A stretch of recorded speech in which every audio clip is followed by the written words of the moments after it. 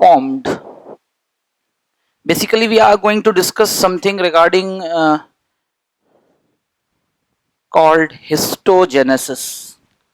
Tissue formation का जो भी ये बेसिक प्रोसेस है, ये किस तरह से एग्जीक्यूट होता है, that what we are going to actually experience over the discussion.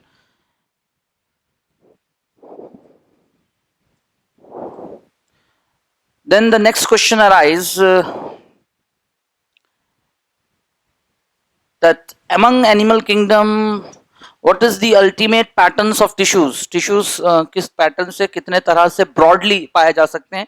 तो we will have a very close view on types of tissues in animal kingdom.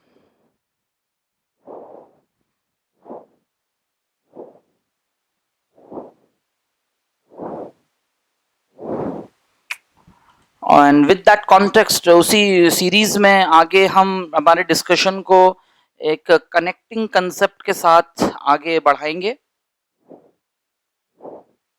जिसमें जो पॉइंट ऑफ डिस्कशन रहेगा,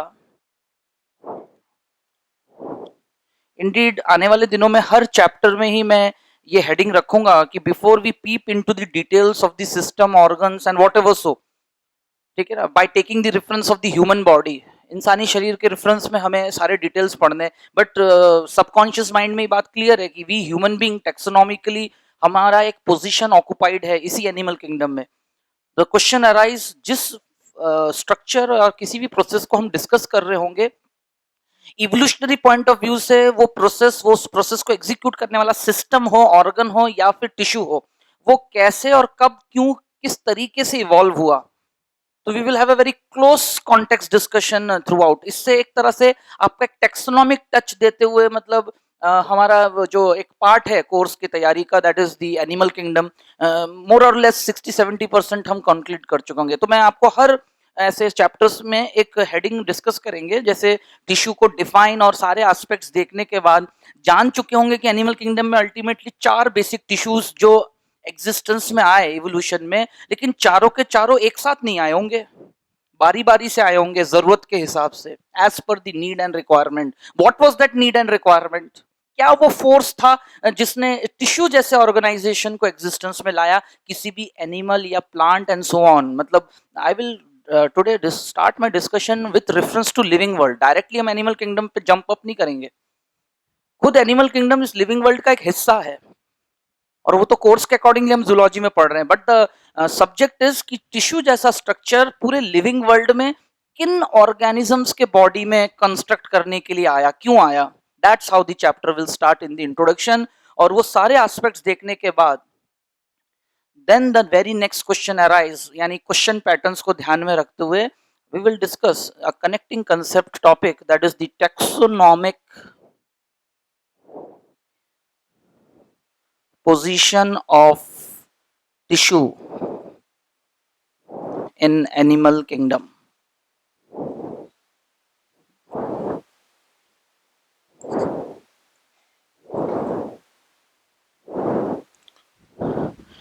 वेरी क्लोज कॉन्टेक्स्ट में हम देखेंगे कि कैसे चारों tissues one after the other throughout those animal kingdom, beginning right from Porifera till chordates, उनकी क्या पोजीशन रही है, क्या क्या कंडीशंस में, किन किन ग्रुप्स में वो टिश्यूज बारी बारी से बने हैं. बस इस बात को हम यहाँ हाईलाइट करेंगे. And thereafter we are going to actually begin the topic where individual tissue will be discussed, beginning with epithelium tissue. तो आज का जो सिनॉप्सिस है एपिथेलियम टिश्यू तक ही मैं लिखवा रहा हूँ, फिर कनेक्टिव टिश्यू जब शुरू होगा उसका एक सिनॉप्सिस अलग से लिखवाएंगे, क्योंकि वो अपने आप में एक चैप्टर है. Every tissue is like a chapter. Connective tissue उसका वर्सटाइल टिश्यू है, वो तो मल्टीफेसेटेड, बहुमुखी, अलग अलग तरह के कामों में, शरीर के अलग अलग तरह के फंक्शनिंग में बड़े ही कॉम्प्लेक्स और एडवांस तरीके से अपने आप को अलग अलग तरह से मॉडिफाई करके कहीं ना कहीं वो पार्टिसिपेट करता है. One of the most abundant tissue of the body, connective tissue. उसके 3 ब्रॉड फॉर्मेट्स देखेंगे, लिक्विड, सॉफ्ट एंड हार्ड. और उसी कॉन्टेक्स्ट में आगे सिस्टम्स में हम मूव कर जाएंगे, skeletal, muscular and so on, है ना. सो एपिथेलियम टिश्यू, तो किसी भी टिश्यू को बेसिकली पढ़ने का एक सीक्वल क्या है, what is the sequel of learning a tissue. We will begin the discussion with a general account. कुछ बेसिक बातें इंट्रोडक्टरी बताने के बाद definitely we will just like to characterize it कि how to recognize any tissue type to be so called epithelium tissue. That comes the question in the mind कि भाई चार आपके सामने सैंपल रखे हैं या कोई ऑर्गन रखा है, उसमें से आप किसी टिश्यू को देख कर, किसी सैंपल स्पेसिमेन को देख के if you recognize it as an epithelium tissue, what does it mean? मतलब यू नो सम कैरेक्टरिस्टिक्स, कुछ ऐसे लिस्टिंग, कुछ उसकी प्रॉपर्टीज, करीब 15-20 ऐसे पॉइंट्स लिखवाए जाएंगे, उसके बाहर कोई क्वेश्चन नहीं जाएगा। और अल्टीमेटली आप खुद, मैंने पहले दिन से ही कहा, आप जैसे ही टॉपिक स्टार्ट करो दिमाग में एक फ्रेम अप कर लो, एक क्वेश्चन आना है इस टॉपिक से, वो क्या और किस तरह का आ सकता है, यही सोच के आप अपना कंटेंट तैयार कर लो। क्योंकि सब्जेक्ट की अगर बात करें तो इट्स ब्रॉड, कभी ना खत्म होने वाला डिस्कशन है।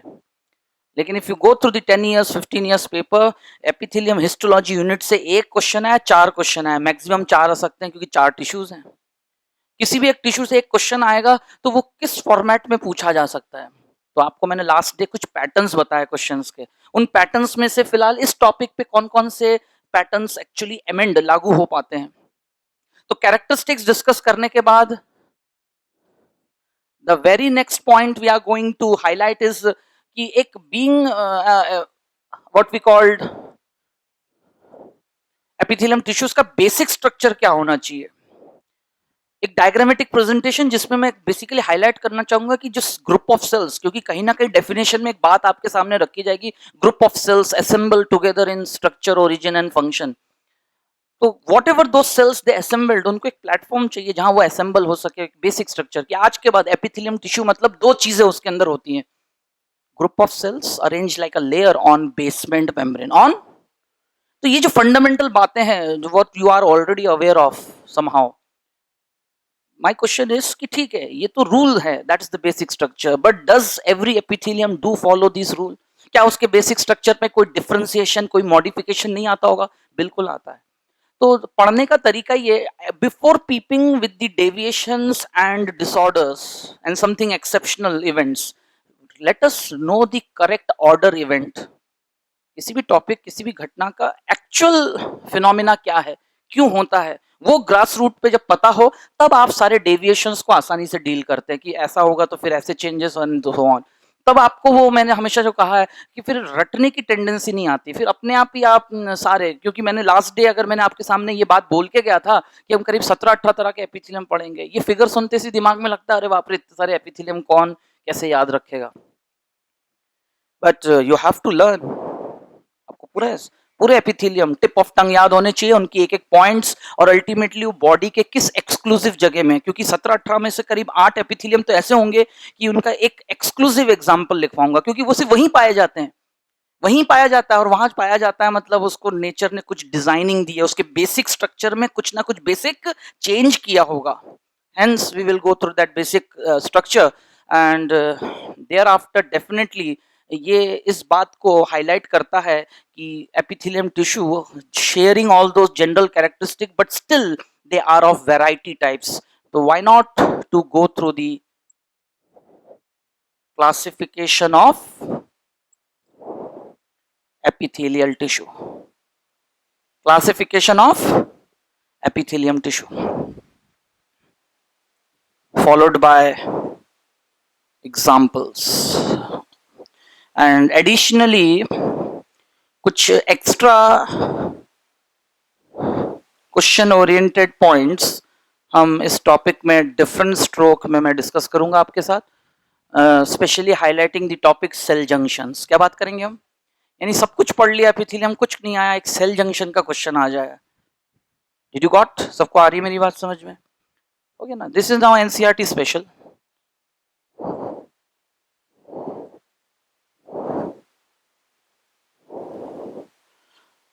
सबको मोड ऑफ डिस्कशन समझ में आ रहा है अच्छे से? एवरीवन बिल्कुल क्रिस्टल क्लियर? डे 1 जहां से आप स्टार्ट करोगे हर टॉपिक बिल्कुल ऐसे ही, how to start and how to end. Synopsis इसके आगे भी एक्सेल कर सकता है, बट मैं यहीं इसको एंड कर रहा हूं क्योंकि इतना पहले कवर कर ले, then we will start a new beginning with connective tissue. उसकी सिनॉप्सिस अलग लिखवा के आगे बढ़ेंगे। So let us follow the synopsis. सबने नोट डाउन कर लिया?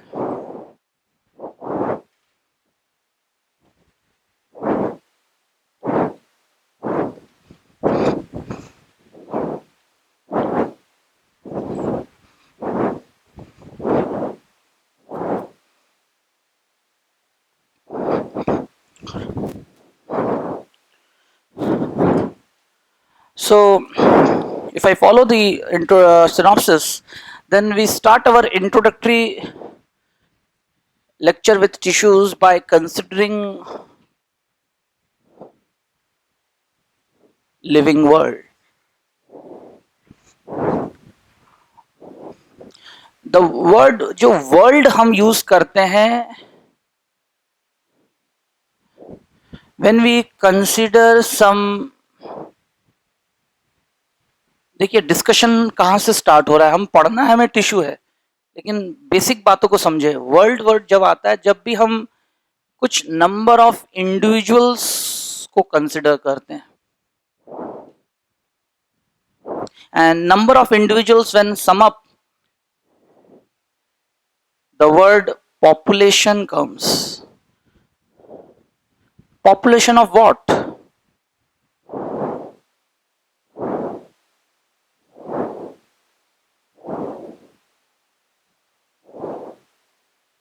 Different species. Different? Point to be noted.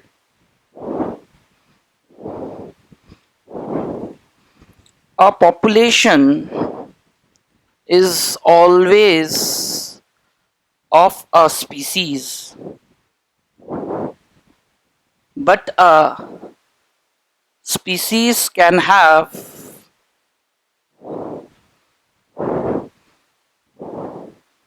more than one population.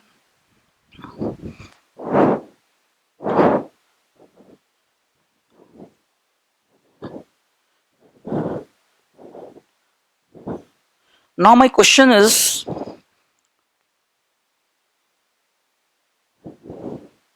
what are species? They are form of life. Indeed, ऐसा लिखना चाहिए, various form of life.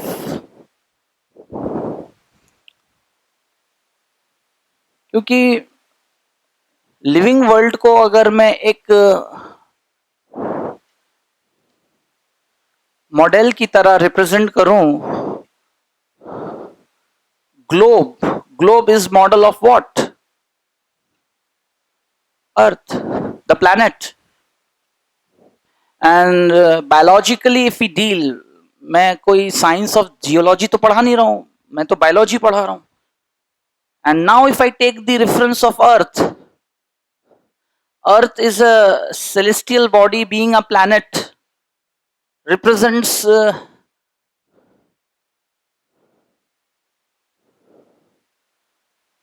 living world in form of biosphere, comprising of hydrosphere, atmosphere, and indeed the whole biosphere is in existence and functional due to its unit called n number of ecosystem, n number of, where each ecosystem is made up of two fundamental components, biotic and abiotic.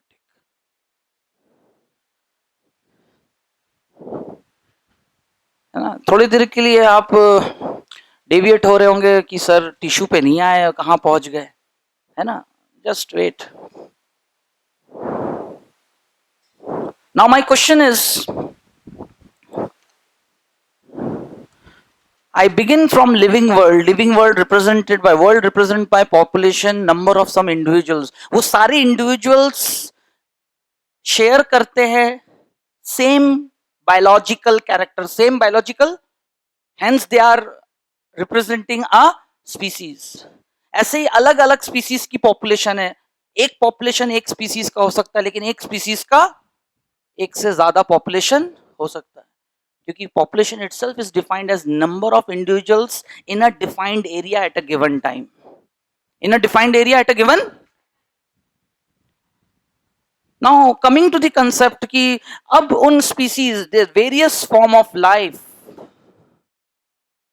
क्योंकि अर्थ पे life किस fundamental functional unit के form में exist कर रहा है, answer is species. आप biology का कोई भी चैप्टर उठा लो, वेरियस फॉर्म ऑफ लाइफ लिखा है, यहीं से तो क्वेश्चन अराइज होता है कि लाइफ ऑन अर्थ, इवोल्यूशन का यही स्टेटमेंट है।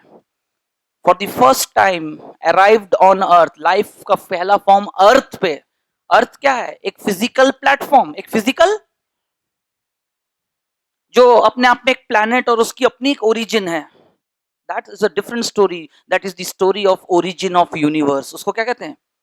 लेकिन जिस दिन वो असेंबल होके उसने कुछ ऐसा सेटअप बनाया जिसमें दो कंपोनेंट्स आपस में इंटरेक्ट करके एग्जिस्टेंस में आ गए, हम उस एरिया ऑफ स्टडी को कहते हैं ecosystem, and the science is called ecology, जिसमें हम दो चीज के इंटरेक्शन को पढ़ते हैं, biotic and what is those biotic component? All those biotic components are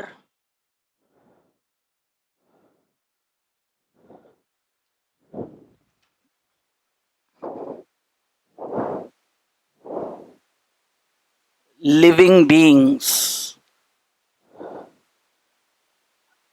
and all living beings on this earth have got a definite shape and size, what we call body. The body is of an organism. The body is of an, each organism has got again some characteristics. अच्छा, वो organism कोई एक नहीं, ऐसे और भी bodies है, ऐसे कोई भी 5, 10, 15, 20 हजार बॉडीज जो एक जैसे कुछ बेसिक कैरेक्टरिस्टिक शेयर करते हैं, they belong to one species, और लाइफ को रिप्रेजेंट करता हुआ एक, और ऐसे वेरियस स्पीसीज, और स्पीसीज की कंटिन्यूटी को ही कहते हैं रिप्रोडक्शन। क्या कहते हैं? तो कमिंग टू द कंसेप्ट, जो बायोटिक कंपोनेंट है living beings, and each living being share some space, have got some matter and acquire some space on earth, और वो स्पेस हवा पानी कहीं भी हो सकता है, हैबिटेट। अरे कुछ आ रहा है समझ में? Now the question is, her organism living being क्यों है? Because they have got the life itself is an outcome of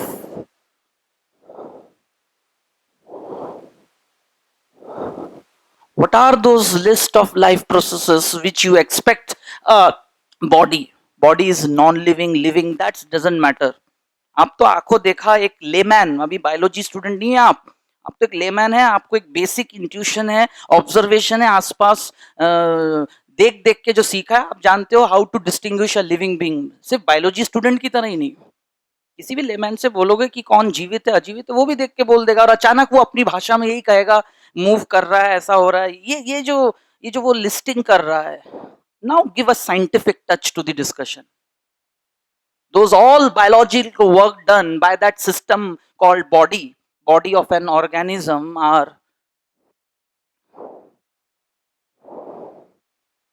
broad है ना।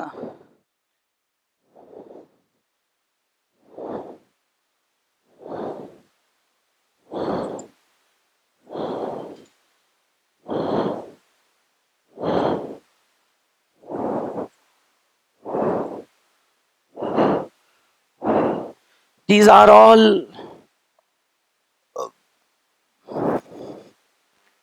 biological work,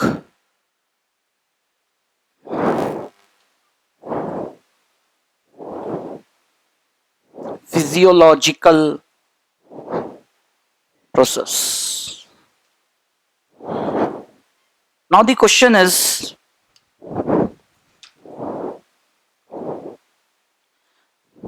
life on earth first exists in form of what cell?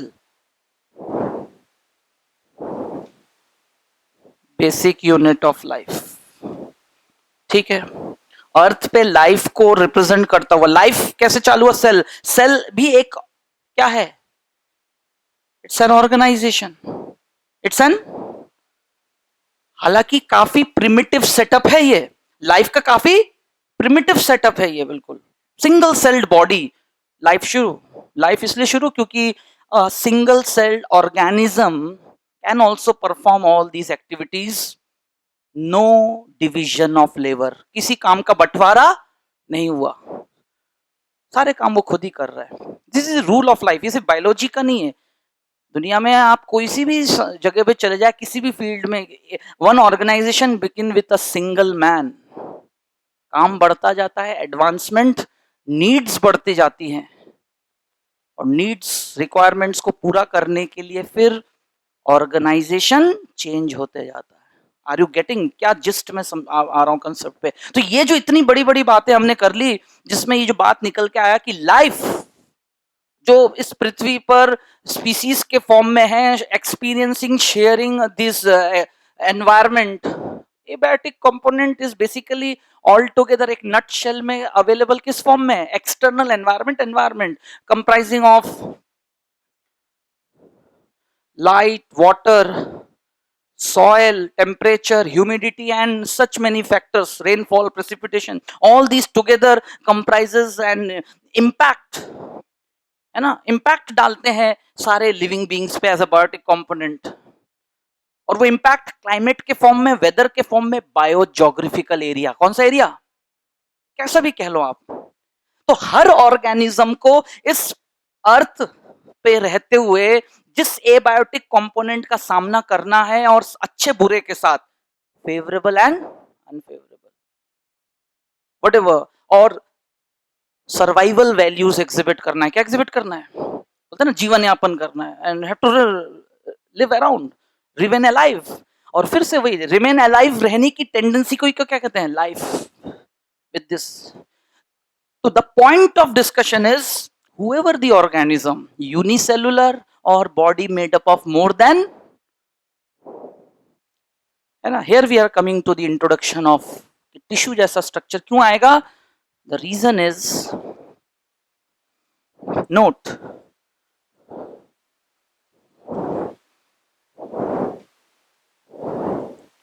in due course of time,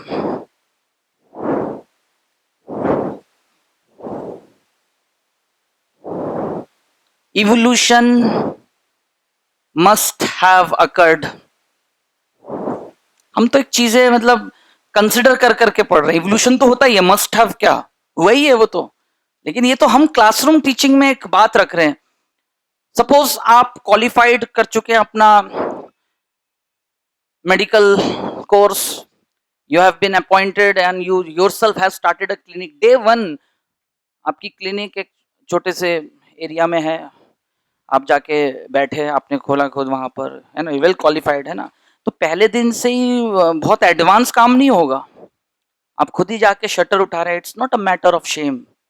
doctor है, आप गए, गाड़ी से पहुंचे, खुद ही ताला खोला, शटर उठाया, ठीक है, जाके थोड़ा सब चीजें अरेंज करके आप बैठ गए, है ना, waiting. Day 1 passed, day 2, day 3, हफ्ते भर के बाद एक कोई आया पेशेंट, आपने डील किया, महीना गुजरा, 6 महीने गुजरे, थोड़ा सा फुटफॉल बढ़ा, है ना, रोज एक दो आ रहे हैं, या हफ्ते में एक दो करके, कुछ तो फ्रीक्वेंसी बढ़ेगी ना।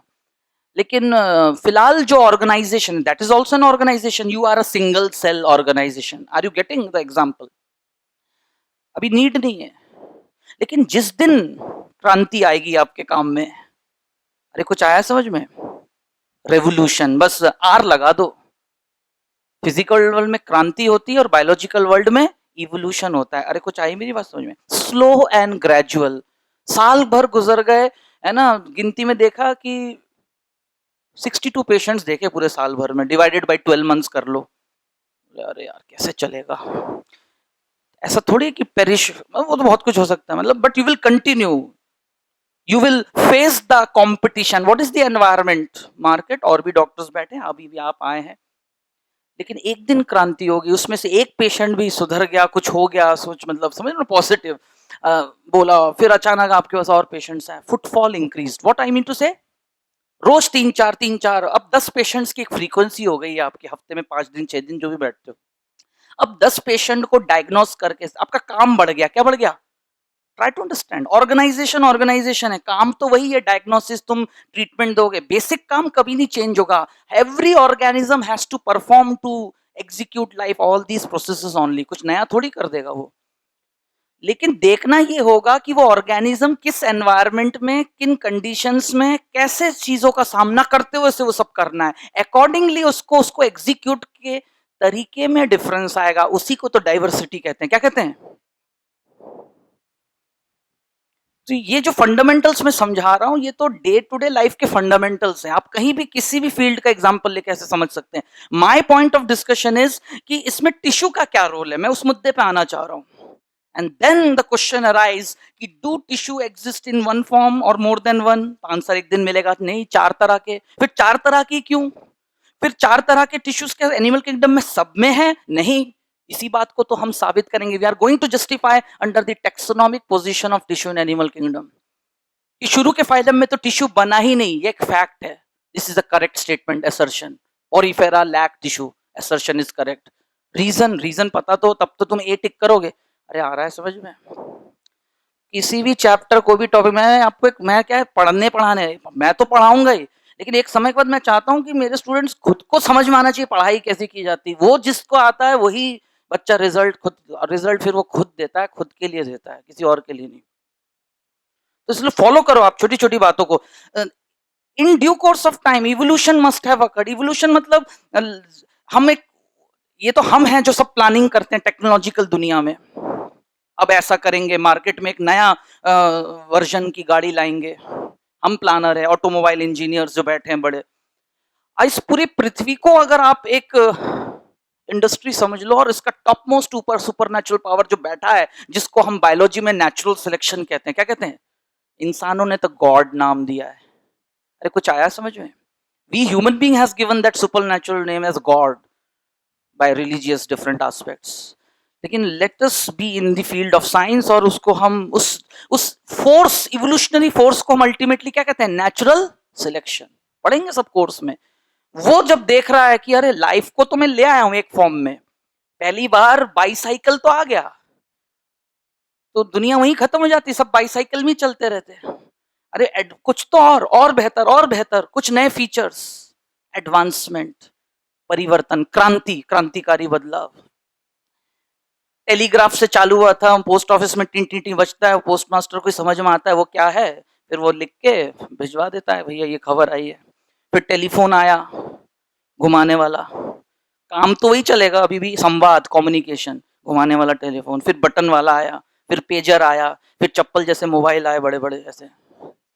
हाँ मतलब वो तुम लोग ने नहीं देखे, हमने देखे थे। 91 92 में इंट्रोड्यूस हुआ था मार्केट में, ऐसे इतने बड़े बड़े। ये इतने से भी होते तो खोलो तो इतना बड़ा है लो। कोई किसी को हाथ नहीं लगाने देता था। नहीं नहीं नहीं, बोल क्या, किसको लगाना है, ले बात कर।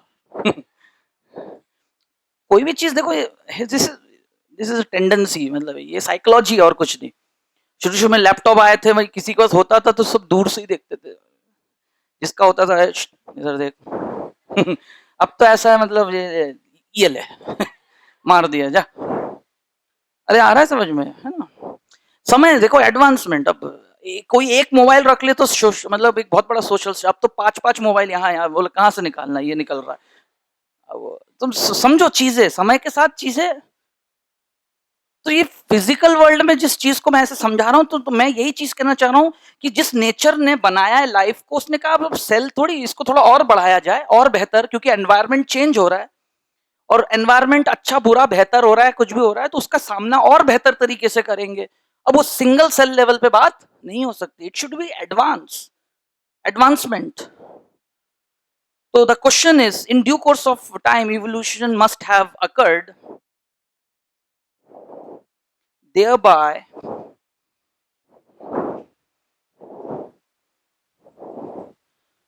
changing the organization of life in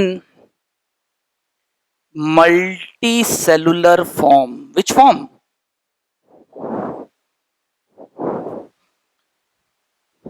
मतलब लाइफ को और थोड़ा सा बेहतर बनाने के लिए किसी बॉडी, किसी ऑर्गेनिज्म की बॉडी को नेक्स्ट लेवल ऑफ ऑर्गेनाइजेशन देंगे। अब वो बनेगा किससे? एक से ज्यादा सेल से शरीर बनेगा। That's the matter, that's the point, right? And again, therefore with advent of, actually यहां से शुरू होता है एनसीईआरटी का स्टेटमेंट। चैप्टर में अगर आप टिश्यूज का पहला पैराग्राफ पढ़ोगे, लाइन पढ़ोगे, शुरू ऐसे ही direct, animal kingdom exhibit the phenomena of multi cellular organization and henceforth, ऐसे करके सीधा मुद्दे पे आ गए। तो मैं थोड़ा और पीछे जाके मुद्दे पे आया हूं फिर कि ठीक है ऐसा हुआ होगा। और फिर पूरे लिविंग वर्ल्ड में क्या हर कोई मल्टी सेलुलर नहीं? अगेन मैं उस लिविंग वर्ल्ड पे पीछे जाऊंगा थोड़ी देर बाद। देयरफॉर विथ एडवेंट ऑफ, आया मल्टी सेलुलरिटी, आया आने से, therefore with advent of multi cellularity, है ना, advancement in biological work occurred. सही बात है, एडवांसमेंट, काम वही करना है लेकिन थोड़ा और बेहतर तरीके से, क्योंकि अब शरीर एक से ज्यादा सेल्स के हैं। Advancement in the biological work occurred leading to, क्या हुआ उससे?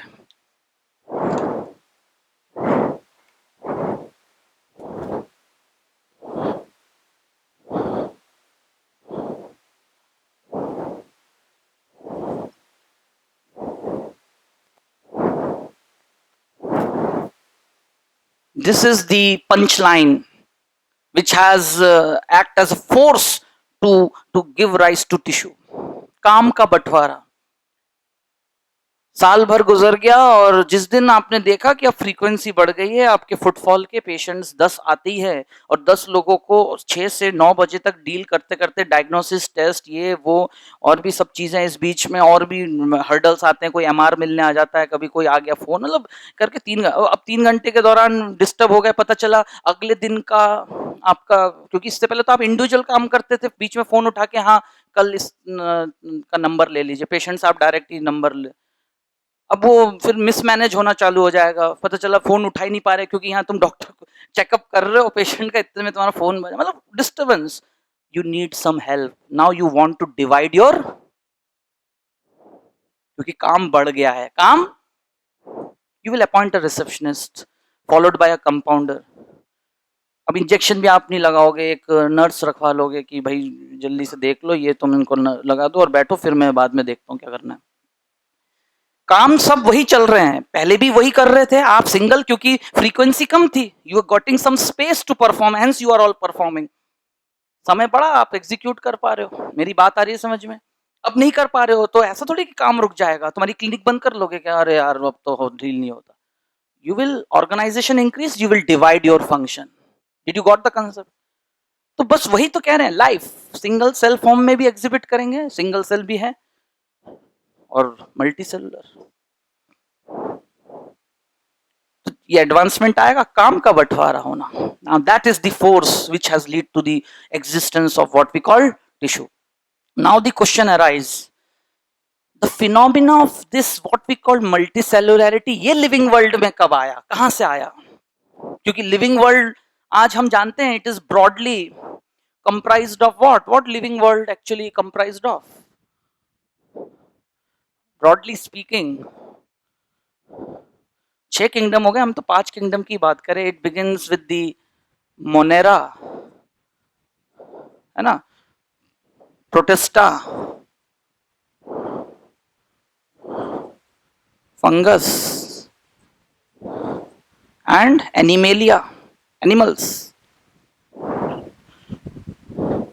तो मल्टीसेलुलैरिटी हैज बिगन फ्रॉम, वो रेड कलर का एस्ट्रिक साइन यहां, यहीं से चालू हो चुका था।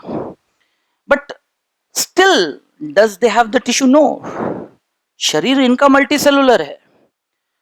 मल्टीसेलुलरिटी यहां से चालू हो गया लिविंग वर्ल्ड में, क्योंकि the whole world population of number of individuals of different species, अब आ जाते हैं पीछे कंसेप्ट पे, अलग अलग स्पीसीज, क्योंकि हर स्पीसीज का एक इंडिविजुअल का शरीर, जो अपने शरीर के साथ वो है ऑर्गेनिज्म, और ऐसे और भी नंबर ऑफ इंडिविजुअल्स, जो स्पीसीज, जो इस पृथ्वी के हर हिस्से को, वो हिस्सा कहलाता है बायोजोग्राफिकल एरिया। क्या कहलाता है ना, sharing some abiotic component working together to implement some conditions of survival, some conditions of, सबको आ रही है कंसेप्ट समझ में? whatever. So, and every living being, every organism, वापस जाओ पीछे, is an living being. Why they have got life? Because ये सारे काम क्या है? प्रोसेस, फिजियोलॉजिकल, जिंदा रहने के सारे सर्वाइवल एक्टिविटीज है। ये एक ऐसा ऑर्गेनिज्म, चाहे वो उसका ऑर्गेनाइजेशन शरीर एक सेल का हो, या जो कि आया मल्टी सेलुलैरिटी, ये किसके वजह से आया? परिवर्तन के वजह से। उस परिवर्तन को हम कहते हैं इवोल्यूशन बायोलॉजी में, और उसका परिणाम क्या था? मल्टी सेलुलैरिटी। ये लिविंग वर्ल्ड में कहां आया? यहां से आया। लेकिन क्या टिश्यू आया? नहीं। तो यही अगला क्वेश्चन कि टिश्यू बनने के लिए फिर क्या क्या रिक्वायरमेंट्स है? मल्टी सेलुलैरिटी तो एक रिक्वायरमेंट है, और एक चीज चाहिए। तो फिर नेचर ने पूरे लिविंग वर्ल्ड में किन ऑर्गेनिजम्स को टिश्यू जैसा ऑर्गेनाइजेशन दिया? प्लांट्स एंड, सबको आ रहा है लॉजिक समझ में, है ना? एंड व्हाई, क्यों दिया किसको और क्यों दिया? यहां तक आ रहा है सबको समझ में? नोट डाउन कर लिया सबने? पूरा नोट डाउन कर लिया? मतलब मैं साफ कर दूं पूरा? पक्का? और सब लोग यही हो ना? मतलब मेंटली ऐसी, बीच में इसलिए पूछ लेता हूँ क्योंकि साइकोलॉजिकल रीजन होता है ना। सुबह 6-7 बजे से उठ के आए हो, और मेरे सब्जेक्ट पढ़ाने से पहले एक ड्राई सब्जेक्ट को पढ़ रहे थे, जिसमें है ना फिजिकली तुम्हें चैलेंज हो रहा था। अरे फिजिक्स पढ़ के मतलब होता है ना कभी कभी कि बिल्कुल इतने सारे डायमेंशंस, ये वो कैलकुलेशन की अभी तक उससे ही बाहर नहीं निकल पाए। सबको आ रहा है समझ में?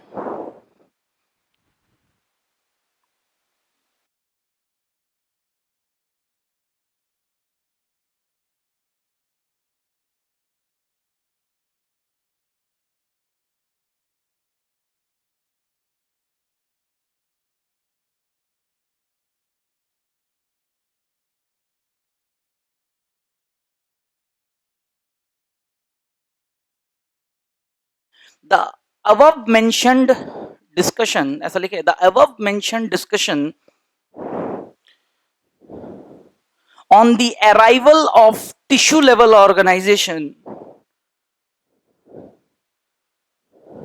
the above mentioned discussion on the arrival of tissue level organization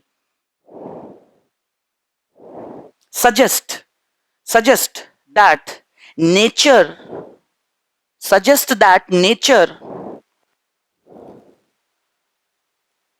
has given this level of organization to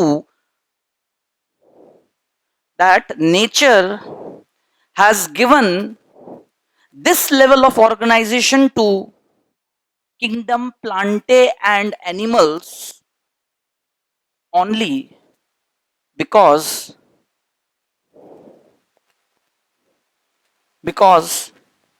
they encounter the most versatile environmental changes.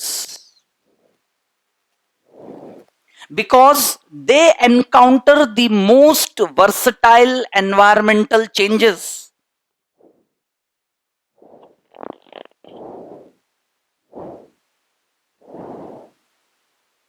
The above mentioned discussion on the arrival of tissue level of organization suggests that nature has given this level of organization to kingdom plantae and animals only because they encounters the most versatile environmental changes in their lifespan. In their lifespan is a species characteristic. कुछ याद आया? देखो, मैं इस उम्मीद के साथ हूं कि थोड़ा बहुत आप लोग ने एनसीईआरटी पढ़ रखा है, पढ़ा हुआ है।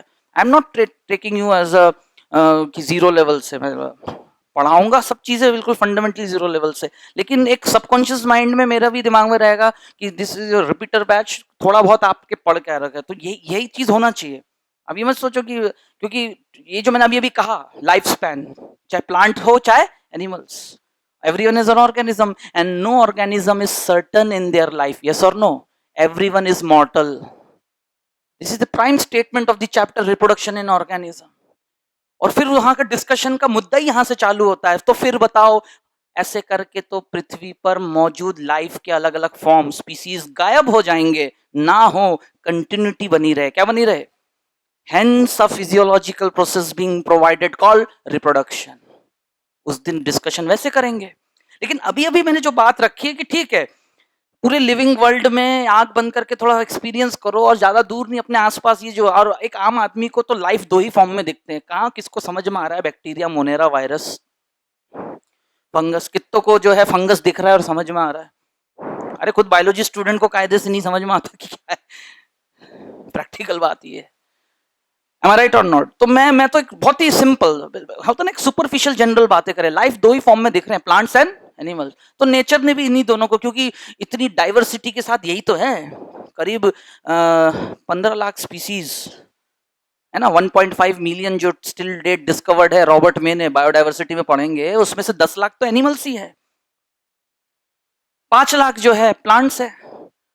तो 10 लाख प्लांट एनिमल्स और 5 लाख कौन, plant species, various form of life, और हर स्पीसीज के जो मेंबर्स, उनका शरीर, ऑर्गेनिज्म, सब अलग अलग एरियाज में क्या सामना कर रहे हैं लगातार, इस पृथ्वी के बायोस्फीयर के किसी इकोसिस्टम में अपने हैबिटेट, वो हैबिटेट एक बायोजोग्राफिकल एरिया के environment, abiotic components, organism and environment chapter का नाम पढ़ेंगे हम लोग। अरे आ रहा है समझ में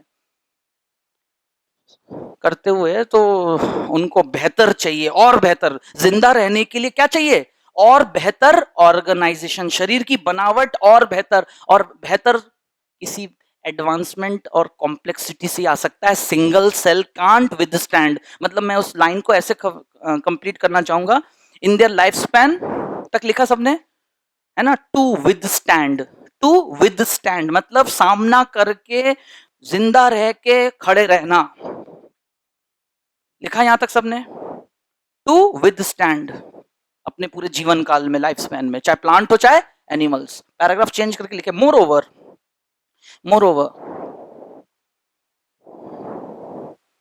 an organism body need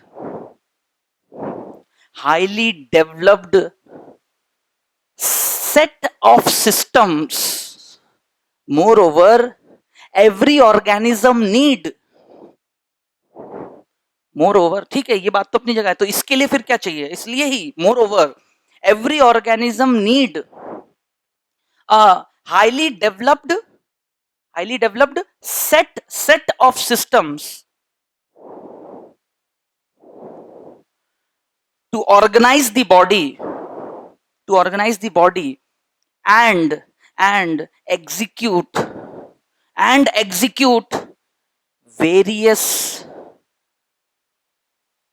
and execute various physiological division of labor.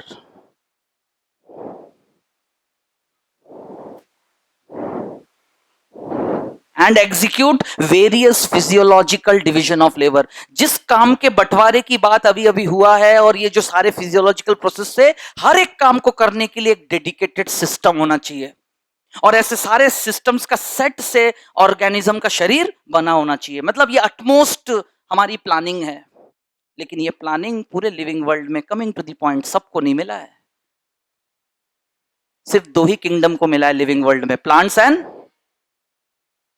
बाकी शुरू के दो को इसलिए नहीं मिला because they are unicellular, single celled, है ना। फंगस का अलग स्टेट ऑफ कैरेक्टरिस्टिक है, उनकी प्रीमियर, वही फिर हैबिटेट, ऑर्गेनाइजेशन, उनका एक अलग कैरेक्टरिस्टिक्स है, तो नेचर ने उनको वहीं तक सीमित रखा है। बट व्हाट अबाउट जो आंखों दिख रहा है, प्लांट्स एंड, और उनको ही सबसे ज्यादा अलग अलग खतरनाक, अच्छा बुरा एनवायरनमेंट, दुनिया का बुरे से बुरे बायोम्स, 6 बायोम्स है ना ऑर्गेनिज्म एनवायरनमेंट में। ग्राफ बना है, लास्ट क्लास में ग्राफ पे बात कर रहा था, उस ग्राफ में एक जगह डेजर्ट, ट्रॉपिकल, रेन फॉरेस्ट, ये वो सबको आ रही है, टेम्परेट रीजन, ट्रॉपिकल। तो इमेजिन तो करो आप, और हर जगह जिंदगी को एग्जिबिट करने वाला लाइफ फॉर्म मौजूद है।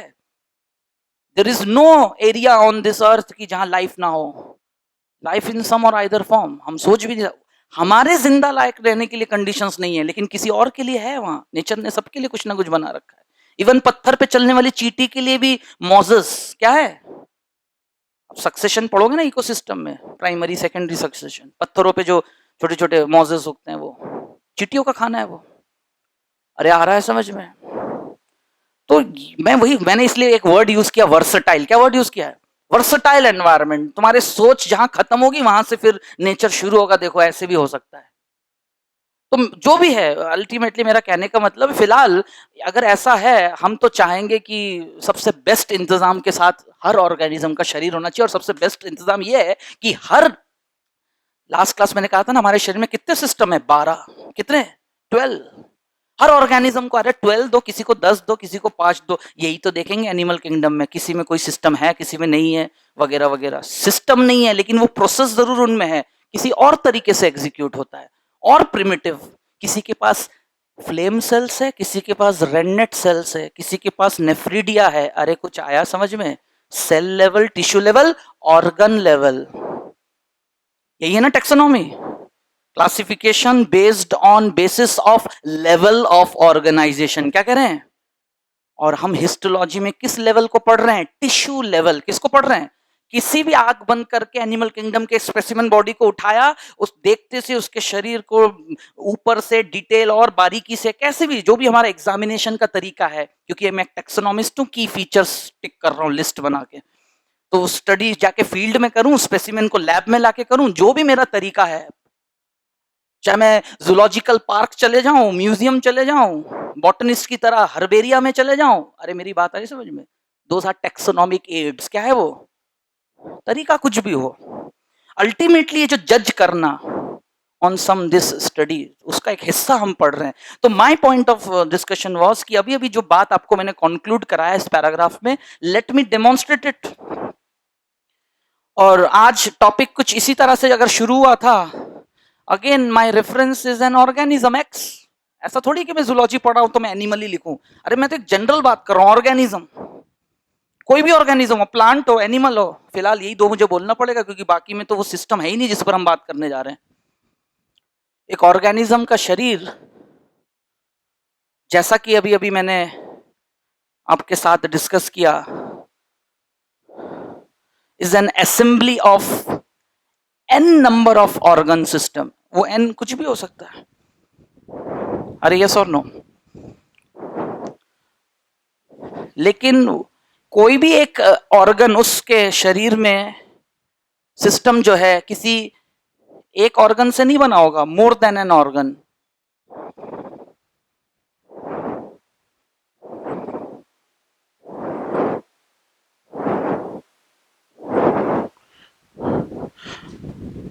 अब हमारे शरीर में 12 सिस्टम्स है एन इज इक्वल टू 12 क्योंकि the organism is a species homo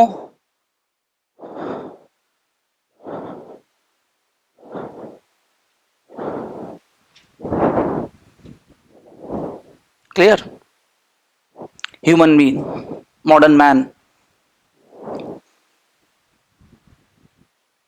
made up of 12 number of system randomly मैंने अगर यहाँ 3 ऑर्गन लिखे हैं I take the example of circulatory system कौन सा system made up of blood blood vessel heart yes और no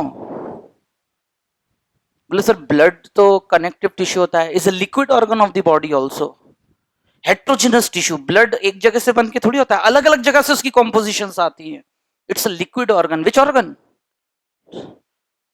है ना which well driven and run and flow through a closed pipeline in the body and that pipeline is organ number 2 blood vessels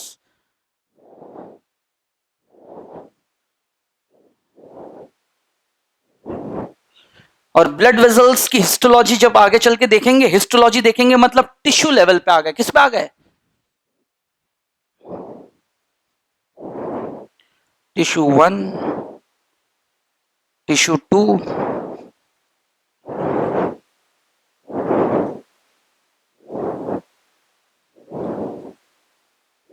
tissue 3 tissue 4 आ रहा है सबको समझ में everyone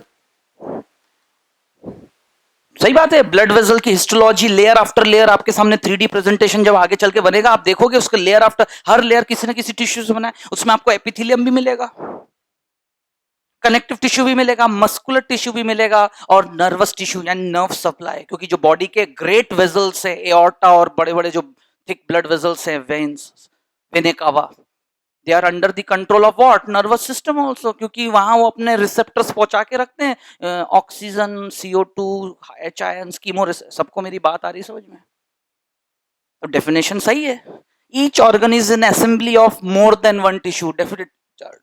और इसमें से अब मैं कोई भी टिश्यू ले लूं, X Y Z, X tissue X, what is a tissue, आ गया डेफिनेशन पे।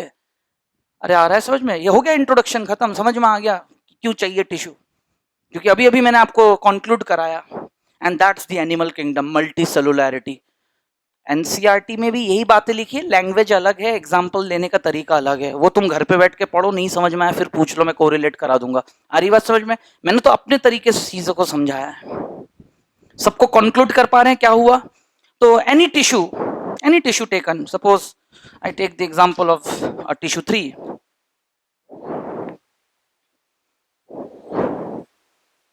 made up of n number of cell। तो अब एक चीज गौर करिएगा,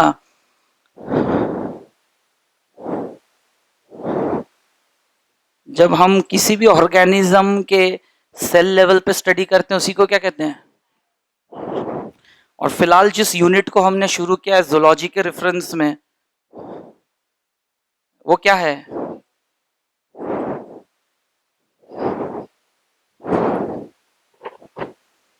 जब हम किसी भी बॉडी के ऑर्गन और ऑर्गन के सेटअप को पढ़ते हैं उसी को ही तो कहते हैं एनाटॉमी। और जब वो ऑर्गन्स असेंबल होके जब काम करते हैं,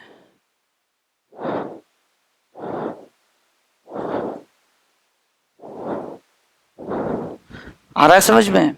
then when we talk about any organism,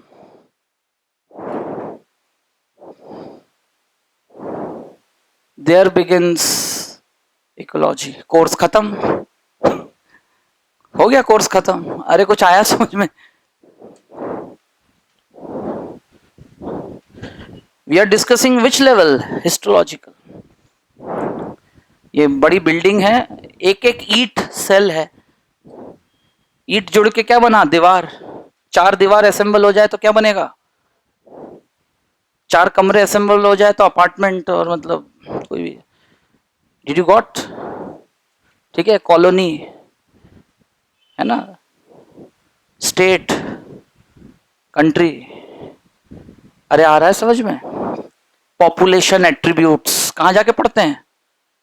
अरे ऑर्गेनिज्म तो एक शरीर हुआ ना, नंबर ऑफ इंडिविजुअल्स या number of organisms sharing some same biological character, है ना, सम अप कर लो, makes one population.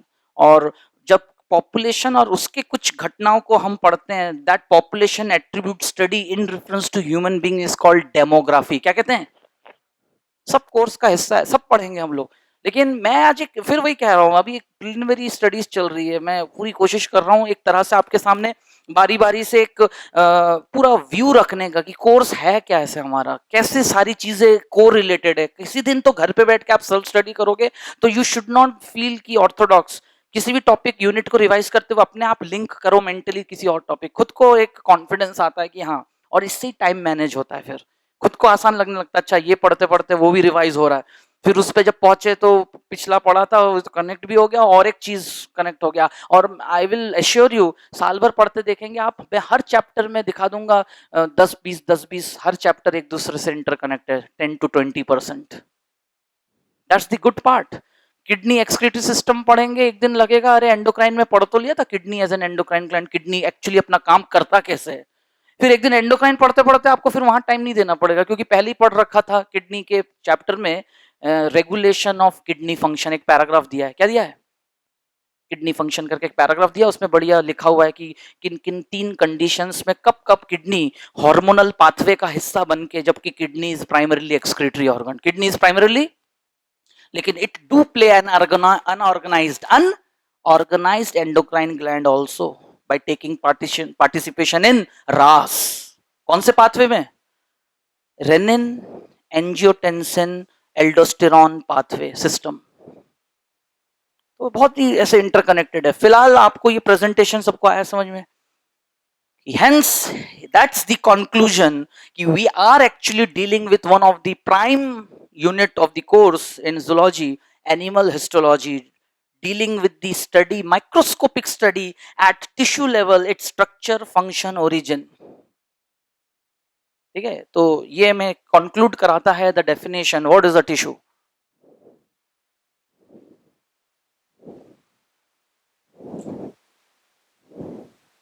What is a tissue?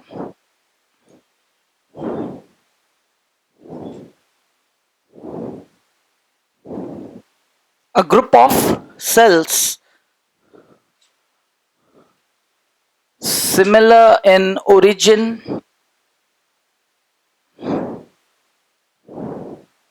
structure and function.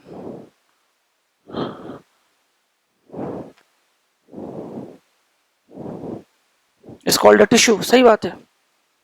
सारे सेल्स एक जैसे होंगे, एक साथ बनेंगे, एक साथ एक दिशा में काम करेंगे डायरेक्शन में. That's the assembly. ये है वो असेंबली.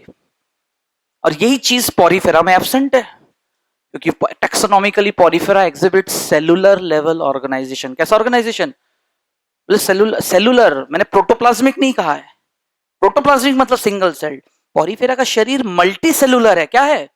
एक से ज्यादा सेल्स के बने हैं, लेकिन हर सेल अपना इंडिविजुअल काम करता है. एक ही काम को करने के लिए बहुत सारे सेल है, लेकिन सारे सेल्स एक साथ ऑर्गेनाइज नहीं है, इंडिविजुअल काम करते हैं. देखेंगे आने वाले दिनों में. मैं तो आज सिर्फ अपनी बात को जस्टिफाई करने के लिए स्टेटमेंट्स दे रहा हूं.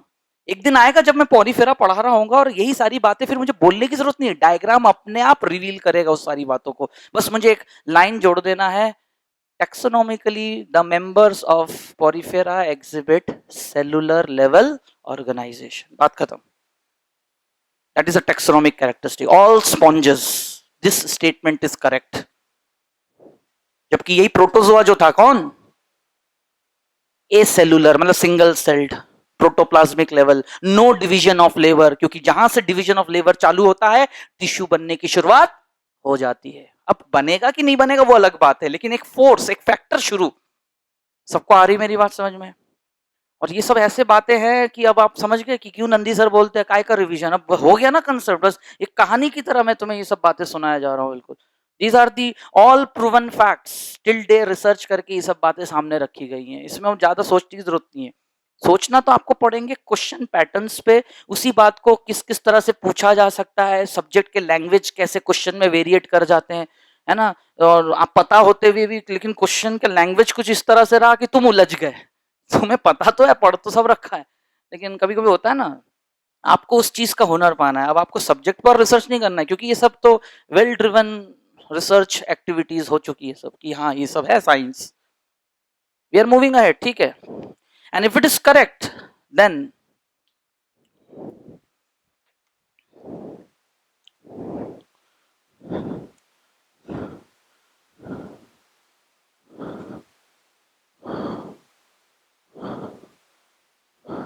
अच्छा पहले हिस्ट्री बता लेते हैं, फिर आगे बढ़ते हैं नॉलेज क्लाउड के साथ.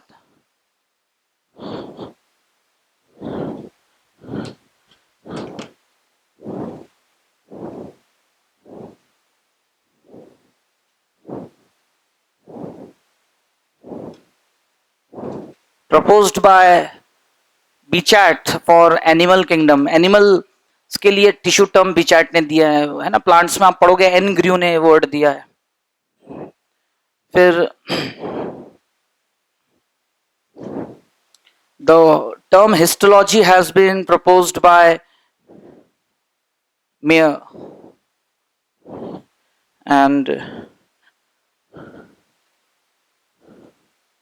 father of histology.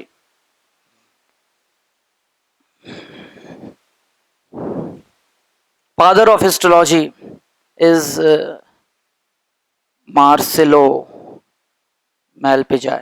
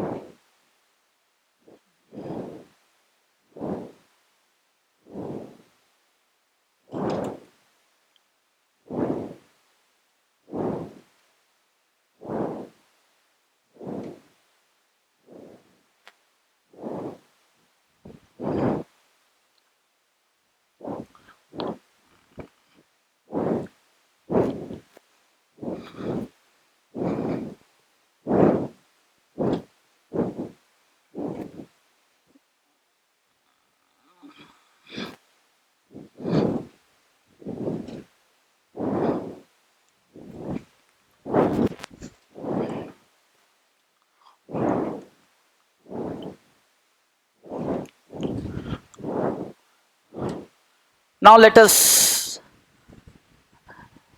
take a topic that is under the heading knowledge cloud. Synopsis में मैंने एक क्वेश्चन लिखवाया था आपको कि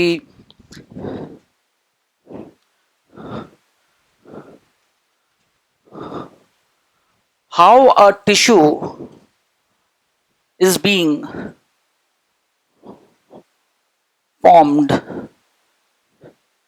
in an animal body. So the answer to the question is the process called histogenesis. But before coming to that part, उस हिस्से पे आने से पहले एक बात मैं पहले मेंशन कर रहा हूँ. There are two basic requirements for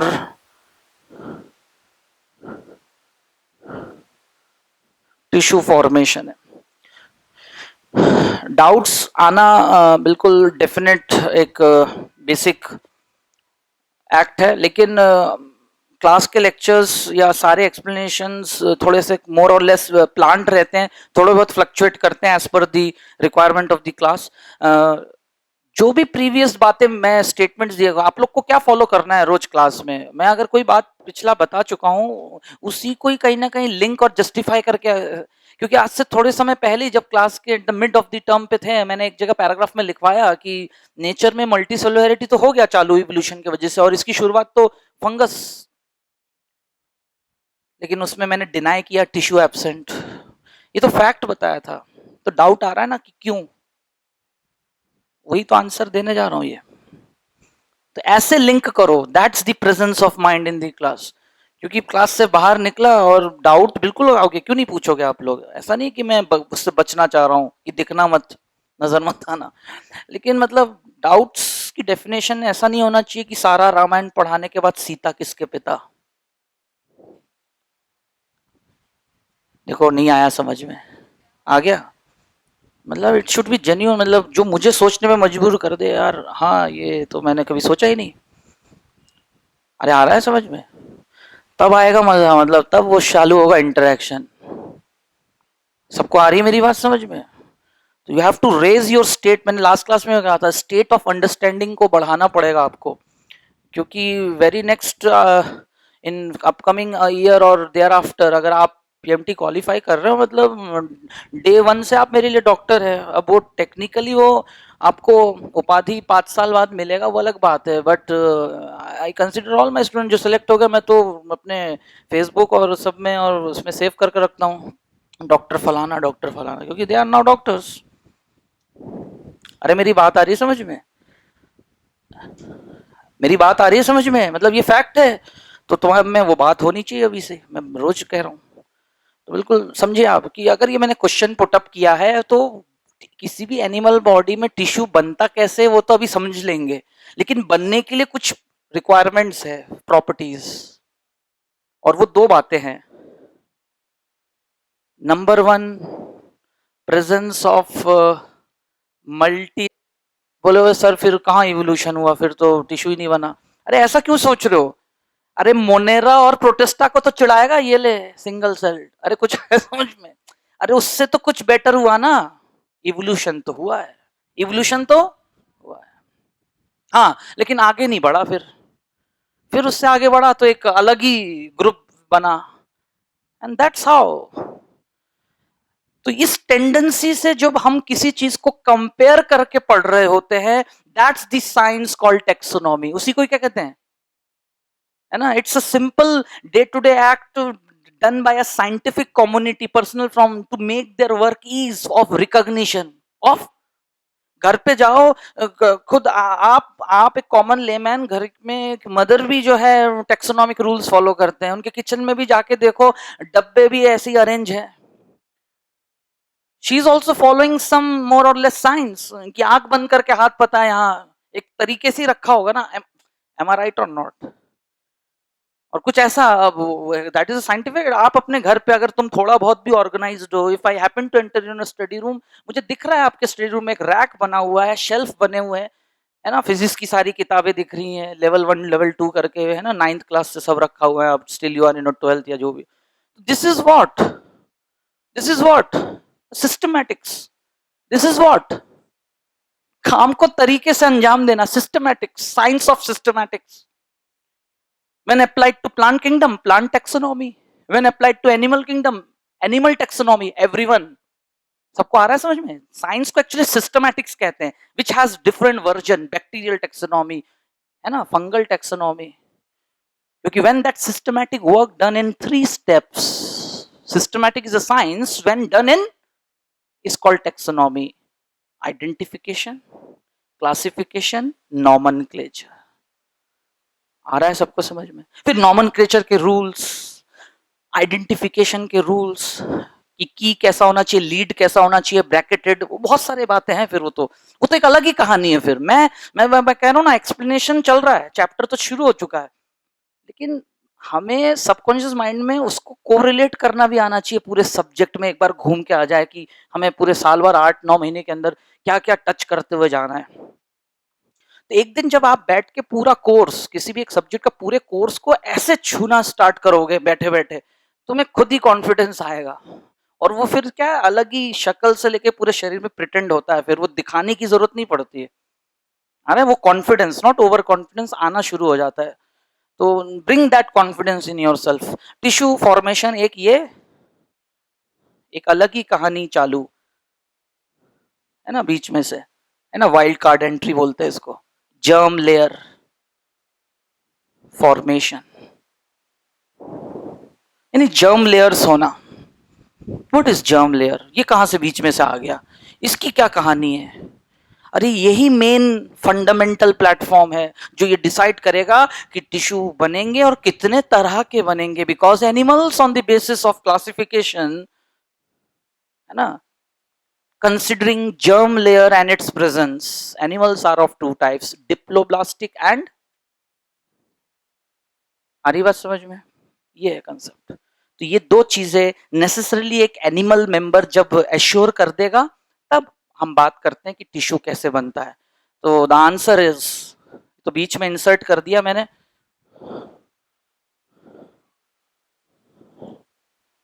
but the answer to the question was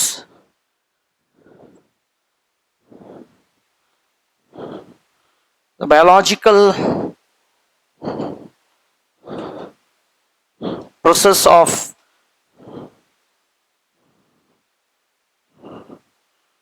tissue formation is called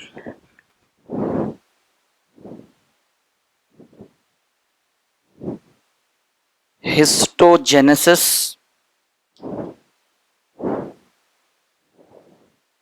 खुद हिस्टोजेनेसिस के दौरान होता क्या है, brought about by cell division and cell differentiation, cell division and, मैं हाईलाइट करूंगा अभी थोड़ी देर बाद ही। सेल डिवीजन तो हर कोई जानता है क्योंकि उसी से तो मल्टी सेलुलरिटी आएगी, उसी से तो सिंगल सेल बॉडी। क्योंकि as per the cell theory, mind it, एक साइंस के हिस्से को डिस्कस करने में साइंस के दूसरे हिस्से को थोड़ी चैलेंज कर डालेंगे पूरी तरह। Every organism as per cell theory must begin its life as a single cell, and we do, animal members do start their life as a single cell called zygote. That's a different story thereafter. Now सबको आ रही मेरी बात समझ में, एकदम clear? तो बिल्कुल नियम का पालन तो हुआ है, but the things will got change, क्योंकि दूसरे नियम का फिर पालन करना है, अमेंड करना है। All animals must be, the first prime property of animal kingdom is all animal members must be multicellular। ये पहला स्टेटमेंट है एनिमल किंगडम का।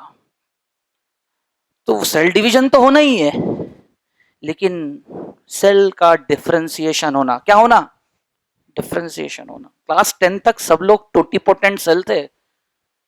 क्लास 10 तक आप सब क्या थे, टोटीपोटेंट सेल्स। कुछ भी करवा लो अब आगे, अरे यस और no, full of potential, all general studies, ऐसा वैसा, बोलो सर क्या करना है।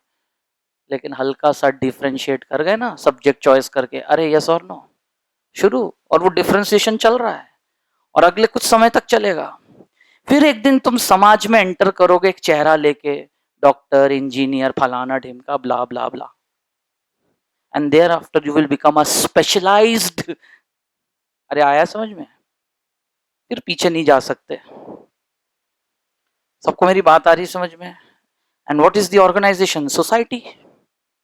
उसी की तुम बिल्कुल बडिंग स्टेज थे और एक दिन कंट्रीब्यूट हो गए। तो अल्टीमेटली शरीर बन रहा है सोसाइटी, ऑर्गेनाइजेशन, उसमें रिजुविनेट हो रहे हैं, रीजनरेशन, रिपेयर, सब प्लेसमेंट सब चल रहा है। वो सब आ रही मेरी बात समझ में? तो पहली बार ये लाइफ में कब चालू होता है? बर्थ से पहले, बर्थ से through the process called embryonic development. So point to be noted, how a tissue is being formed in an animal body. Yes, the process is called histogenesis, and इसके बाद जो बात हाईलाइट होगा यहाँ पर,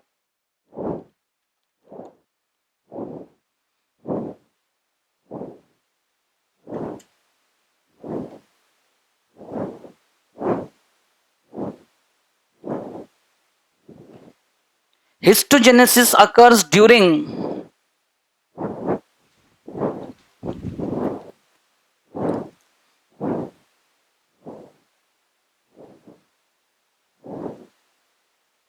गैस्ट्रोला स्टेज। कौन सा stage? Of embryonic development. Embryonic development के गैस्ट्रोला स्टेज में जो है हिस्टोजेनेसिस एकम्प्लिश, संपन्न होता है। It is being accomplish during the gastrula stage of embryonic development. Now that's the question. बस मतलब यही जानकारी, खुद गैस्ट्रोला क्या है, कैसे बनता है एम्ब्रियोनिक, ये तो अपने आप में कोर्स का एक हिस्सा है, वो तो उसके डिटेल्स, उसके क्वेश्चन फॉर्मेट अलग है। लेकिन आज जिस टॉपिक को आप पढ़ रहे हो टिश्यू, उसका संबंध उस चीज से कैसे, वो मैंने लिंक कराया, and that's the knowledge cloud. Did you got that point? Answering that question basic. और ये दो बातें और सामने आई, और इससे तो तय हुआ कि खुद टिश्यू बनने के लिए दो बातें, और वो दो बातों का पालन, अमेंडमेंट, वाकई में एनिमल किंगडम का हर एक मेंबर कर रहा है कि नहीं कर रहा है। करेगा तो टिश्यू बनेगा, और बनेगा किस प्रोसेस से? अब रटने वाली बात होगी कि रट रहे हैं, एक लग रहा है कि रट लिया, हिस्टोजेनेसिस। ये कैसे टिश्यू फॉर्म करना? टिश्यू बनता कब है? एम्ब्रियोनिक, बर्थ से पहले एम्ब्रियोनिक डेवलपमेंट। सही बात है, क्योंकि बर्थ होना है, बॉडी का एक ऑर्गेनाइज्ड कुछ तो प्रिमिटिव फॉर्म होगा, न्यूबॉर्न। शरीर का बेसिक ढांचा जो बनेगा वो तो ऑर्गेनिज्म ही है ना, सेट ऑफ सिस्टम्स। सारे सिस्टम्स कैसे हैं? प्रिमिटिव है। क्या है? कौन सा बच्चा पैदा हुआ और पहले दिन तुम भी पिज्जा खा रहे हो, लो welcome to the world, pizza ही खिला दिया उसको? अरे बेचारा, मतलब अभी दांत नहीं आए हैं, सारे अंदर एंजाइम सभी धीरे धीरे एक्टिव होंगे। सबको मेरी बात, सिस्टम सब शुरू, सब अपना काम प्रिमिटिव वे से चालू, क्योंकि लाइफ ने अपना एग्जिस्टेंस ले लिया है, that is birth. Every organism is certain, yes or no? It begins with birth and ends as death. The time period in between spent is called lifespan. Yes or no? लेकिन हम जिस development, जिस tissue की बात कर रहे हैं, जो थ्रू आउट लाइफ हमारे शरीर में होगा और हमारे शरीर के सारे काम करने का वो हिस्सा बनेगा, वो खुद कब कैसे आया? क्योंकि आज हम पढ़ ही रहे हैं हिस्टोलॉजी, तो इसलिए बर्थ के पहले के घटना में चले गए, and that time period, that's a phenomenal process, embryonic development, characteristic of animal kingdom. उस दौरान एक स्टेज होता है गेस्टुला।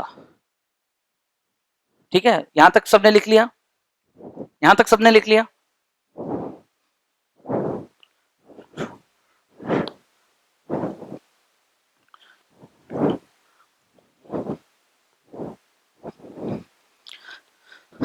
अब हम इस बात को यहां पर हाईलाइट करेंगे कि ये जो लिखा है और उसमें जो शब्द आया है, लेट अस इलस्ट्रेट, इलस्ट्रेशन।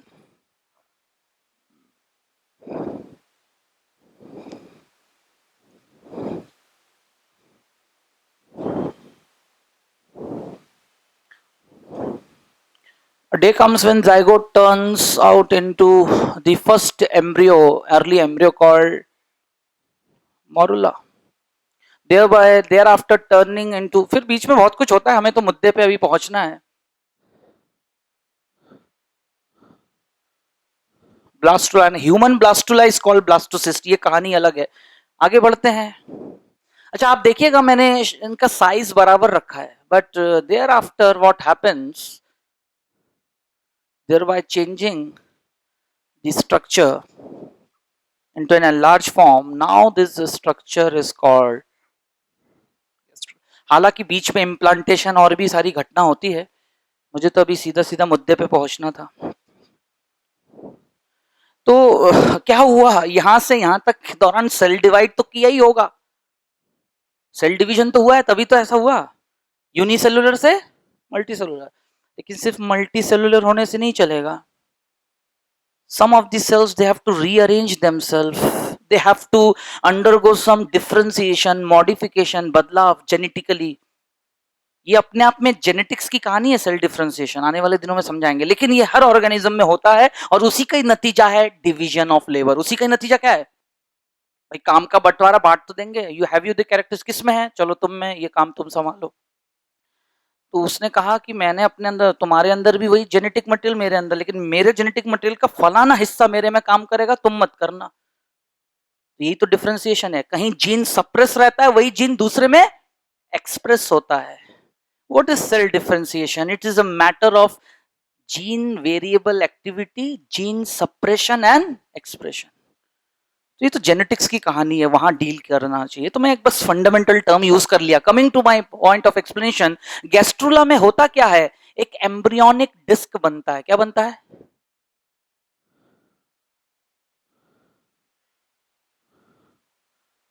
ठीक है ना?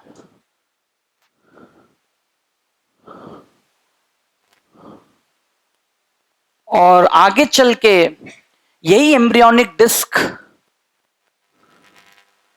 Human being mammals, tetrapod chordates, human being mammals, tetrapod chordates are triploblastic are.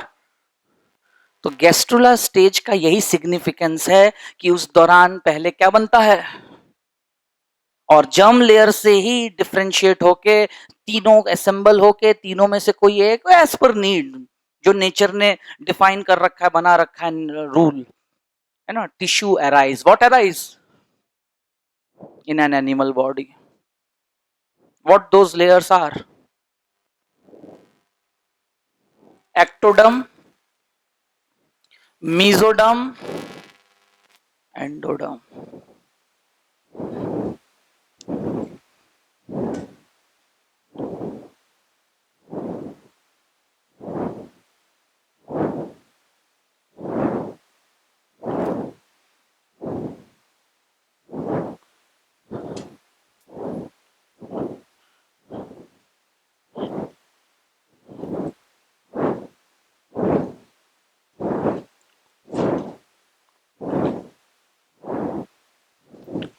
सब लोग मेंटली सिंक्रोनाइज्ड है, समझ में आ गया चैप्टर कैसे चालू हुआ, कैसे कंडक्ट होकर हम कहां पहुंच गए, कहां से चालू करके।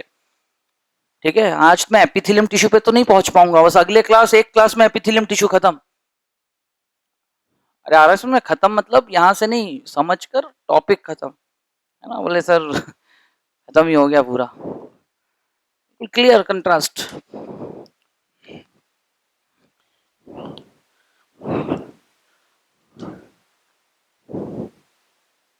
टाइप्स ऑफ टिश्यू, ठीक है, किसी भी एनिमल बॉडी में टिश्यू कैसे बनता है, लेकिन अब टिश्यू तीन है, और जो भी है कितने बन सकते हैं एनिमल के, किसी भी एनिमल एक्स के बॉडी में टिश्यूज कितने बन सकते हैं?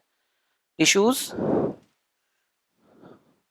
उनका ग्राउंड सब्सटेंस क्या है, इसमें एक टर्म पता चलेगा आपको आज, ओरिजिन, और एक बेसिक फंक्शन। फंक्शन तो मल्टीफेसेटेड, सारे टिश्यूज मॉडिफाई करके अलग अलग तरह के काम करते हैं, मिलजुल के काम करते हैं, जरूरत पड़ने पे दो टिश्यू मिलके काम करते हैं एक ही दिशा में, लेकिन हर टिश्यू मिलजुल के थोड़ी काम करता है, टिश्यू इज टिश्यू। तो पहला टिश्यू है definitely the first tissue which actually come into existence in the life of any organism। कोई भी एक एनिमल बॉडी है, उसके शरीर में दो बने, तीन बने, चारों टिश्यूज बने। सबसे पहला टिश्यू तो एपिथेलियल, कौन सा बनता है, उसका ग्राउंड सब्सटेंस को ही कहते हैं बेसमेंट मेम्ब्रेन। क्या कहते हैं? The ground substance of epithelium tissue is called basement membrane, and it has got varied embryonic origin।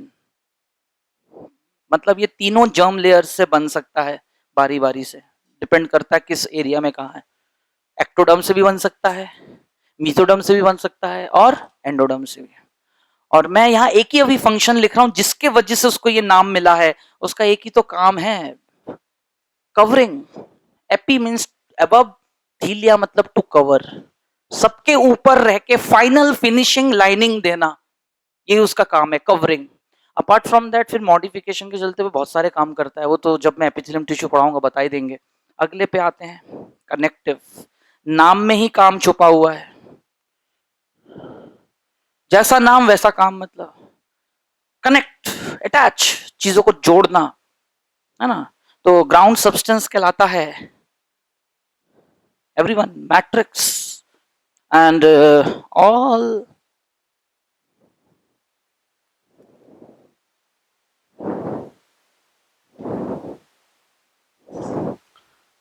connective tissue have mesodermal origin. What origin? यहां पर मैं थोड़ा सा उसके मल्टीफेसेटेड फंक्शंस लिखूंगा, तीन, क्योंकि खुद ये तीन तरह से पाए जाते हैं ना, और तीनों का अपना इक्वल सिग्निफिकेंस है। कनेक्टिव टिश्यू के जो तीन फॉर्मेट्स हैं, सॉफ्ट, लिक्विड, हार्ड, जितने भी सॉफ्ट कनेक्टिव टिश्यू है बॉडी में, हर जगह attaching, packing, fill up, layer to layer के बीच में पैक होके अटैच करना, पैकिंग।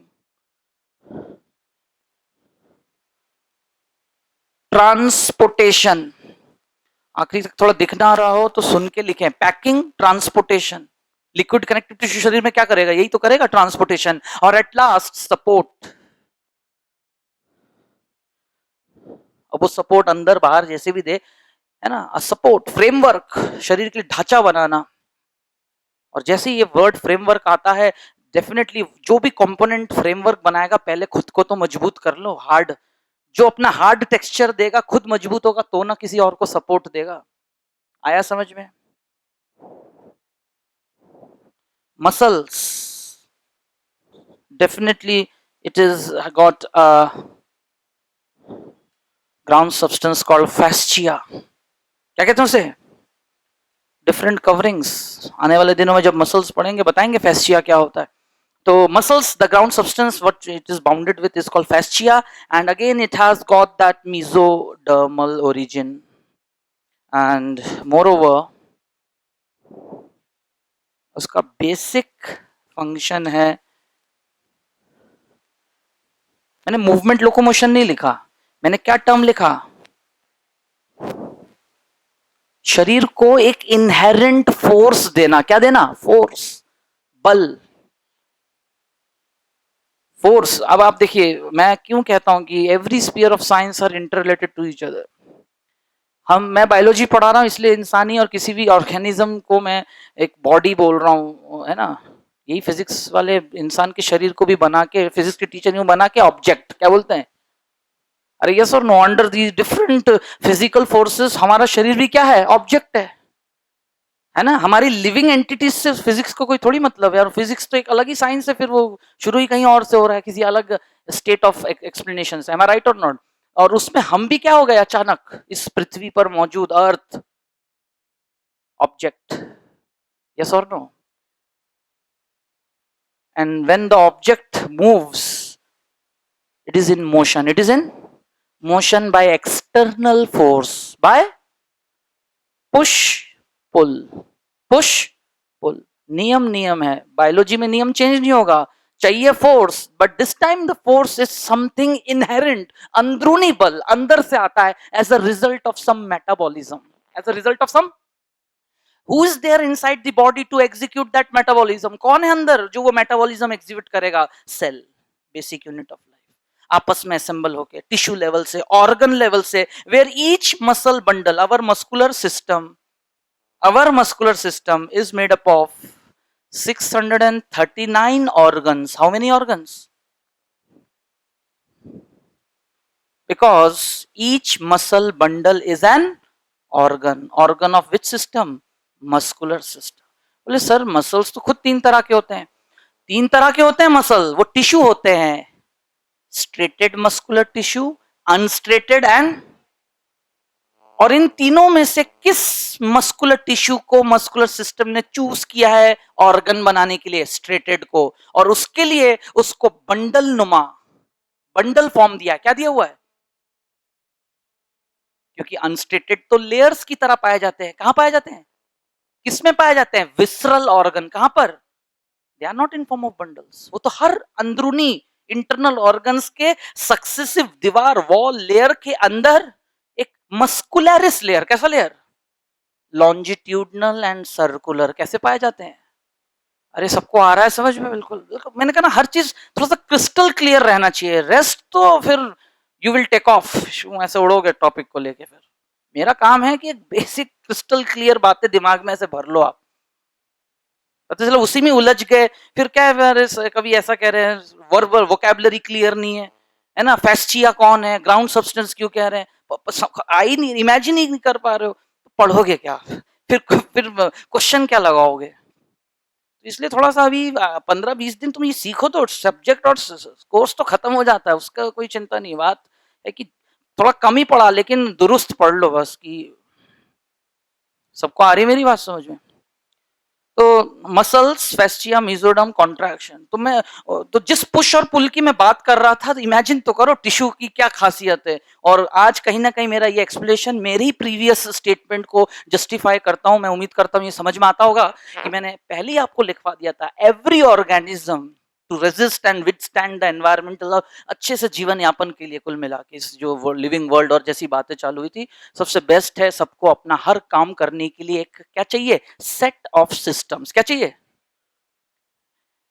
क्या बैक्टीरिया लोकोमोशन नहीं करता है ना? क्या प्लांट्स में भी तो मूवमेंट हो रहे हैं? Are you getting? But that is called tropism, that is called phototropism, geotropism. अरे यस और no? brought about by different other types of forces and a set of metabolism, hormones जिम्मेदार है to bring those all movements and other factors। तो उनके movement और हमारे movement पे क्या है? हमारा मूवमेंट दो तरह से होता है, non muscular and the most advance. फिर से वही बात, हमारे अंदर नॉन मस्कुलर मूवमेंट्स भी तो होते हैं। सीलिया, फ्लैजिला, स्पर्म जा रहा है, नॉन मस्कुलर। अरे आ रहा है समझ में? WBC किसी जगह से डायपिडिसिस करते हुए एमीबॉइड मूवमेंट। अरे खुद अमीबा भी तो ऐसे चिपक चिपक, स्यूडोपोडिया। लोकोमोटरी स्ट्रक्चर है वो, क्या है? ऑर्गन नहीं है। देखो अगर टेक्निकलिटीज पे आ जाए तो ऐसे, वो तो फिर हम स्लैंग भाषा में बोल दे कुछ भी, locomotory organ of amoeba is pseudopodia, बोलने को बोल जाते हैं। अगर किसी ने पकड़ ली बात तो कहेंगे रॉन्ग। ऐसा होता है, वो स्ट्रक्चर है। क्या है? जो सबके पास है, उसके पास है, हमारे पास भी है। हमारा लोकोमोटरी स्ट्रक्चर लेग है, and leg is an organ. Leg is an, किस हिस्से में क्या है? मसल्स, टिश्यूज अरेंज है, hard connective tissue, bone, muscular tissue, muscles, nerve supply. हो गए ना एक से ज्यादा? आ रही मेरी बात समझ में? सिर्फ ऐसा नहीं कि बोल दिया बस रट लिया, हर बार साबित होना चाहिए। जैसे जैसे हम आगे बढ़ेंगे पीछे की सारी बातें कोरिलेट करके बिल्कुल सब जस्टिफाई हो जाना चाहिए, बस आप सही जा रहे हो। जब एक दिन टॉपिक खत्म होता है, अब आप पूरा असेंबल करके फिर आप थर्ड स्टेज पे जाके 15 दिन बाद बुक उठाओ एंड डू द क्वेश्चंस, बनेंगे आपसे। और 80%, 100 क्वेश्चन लगाओ, 80 बनने चाहिए, 75 बनने चाहिए, ना फ्रीक्वेंसी। क्योंकि पूरे एक ही चैप्टर के एक ही टॉपिक से सारे क्वेश्चन नहीं आ जाने। तो what was that inherent force? By again push and pull, but this time the biological push and pull is contraction, and thanks to the muscles and their tissue made up of some specialized cells of similar structure origin having the ability to stretch, contractile protein. सबको आ रहा है समझ में? मैं एक तरह से पूरा चैप्टर का सिनॉप्सिस मेंटली दिमाग में बिठा देना चाहता हूं। यही तो पढ़ेंगे ना मसल्स में, कि सेल के अंदर special contractile proteins, actin and, वो तो सभी सेल्स में होते हैं सर, हमें क्यों बेवकूफ बना रहे हो? साइटोलॉजी में बोलते हैं वो तो सब में। अरे सब में होते हैं, कम होते हैं, डिस्क्रीट फैले होते हैं, साइटोस्केलेटन एलिमेंट्स। क्या होते हैं वो? दूर दूर बिखरे हुए, थोड़ा बहुत सेल, हर सेल को तो ऐसा है ना, सिकुड़ना मुड़ना पड़ता है अपने काम को अंजाम देने के लिए। लेकिन जब बिल्कुल अच्छे से बंडल जैसे सिलिंड्रिकल और डेंसिटी के साथ मोटे पतले अरेंज होकर, अरे यस और नो, ऊपर नीचे आगे पीछे अरेंज होकर, यस और नो, मायोफाइब्रिल क्या बनाते हैं? क्या हर सेल में ऐसा होता है? नहीं, ये सिर्फ किस में होता है? मायोसाइट किसमें होता है, ऐसे सोचो आप। And all these cells are again same in structure, function and together make bundle by fascia, किससे कवर हो जाते हैं, ग्राउंड सब्सटेंस, तब बनता है मस्कुलर टिश्यू, क्या बना, और फिर वो असेंबल होकर ऑर्गन और जो भी हो, और at last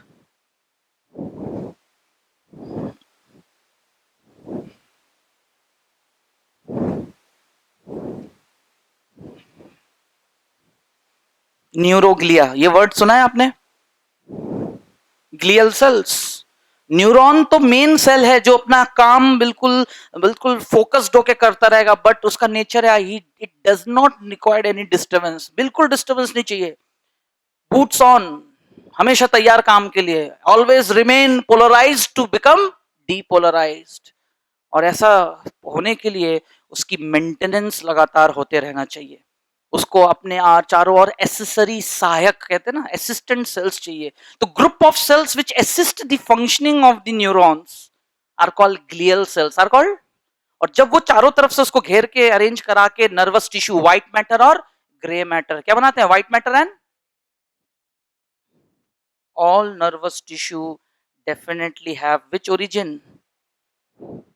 and they finally participate in one of the fundamental life processes of the body, control and coordination.